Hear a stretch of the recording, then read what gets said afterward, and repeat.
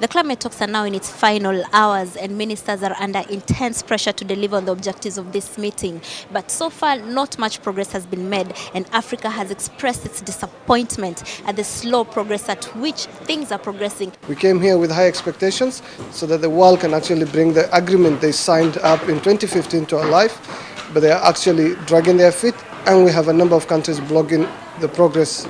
With many of the issues on the table still largely unresolved, some progress has been made in terms of climate financing, and the Adaptation Fund has so far received pledges of $129 million, although that is still short of the $264 million needed for this fund.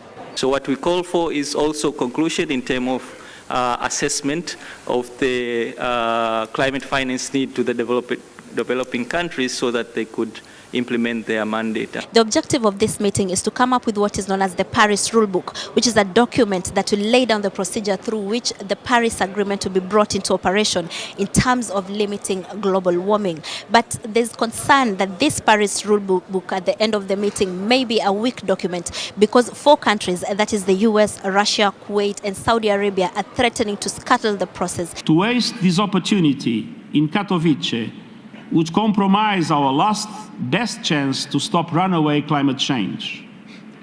It would not only be immoral, it would be suicidal. Failing here in Katowice would send a disastrous message to those who stand ready to shift to a green economy.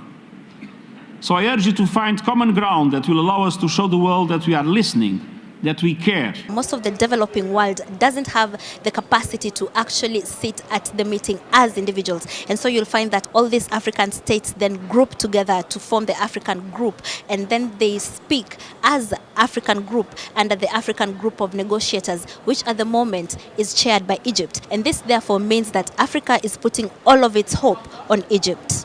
And until that time, when the African nations are mobilized and the African peoples demand of their leaders effective representation, Africa will continue to be betrayed in these talks. As the ministers stay behind closed doors to deliver on the Paris Rulebook, Africa particularly is calling on all of its ministers to ensure that they are not derailed and that no matter what happens, the African position is not watered down.